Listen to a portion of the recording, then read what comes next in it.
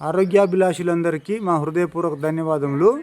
ఈరోజు మనం హలాసన్ అంటే నాగలి ఎలా ఉంటుందో భంగిమ, ఆ ఆసన ఎలా చేయాలో ఈరోజు తెలుసుకుందాం. ఫస్ట్ వెల్లకిలా పడుకోవాలి. నిదానంగా వెల్లకిలా అలా పడుకోవాలి. పడుకున్న తర్వాత రెండు కాళ్ళను ఆకాశం వైపు తీసుకురావాలి. ఓకే, అలా నుంచి అలా చేసుకుంటూ నిదానంగా రెండు కాళ్ళను నేల కానిచ్చే విధంగా తల వెనకాల అలా పట్టుకోవాలి. రెండు చేతులతోటి సపోర్ట్ తీసుకొని కిందికి వచ్చేస్తుండాలి. మోకాలు బెండ్ చేయొద్దు, ఎంత వస్తే అంతే. అది హలాసన్ అంటే నాగలి ఎలా ఉందో అలా చేసేదాన్ని హలాసన్ అంటారు.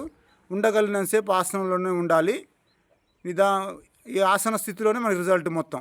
నిదానంగా పైకి వచ్చేసేయాలి. పైకి వచ్చేసి కిందికి రండి.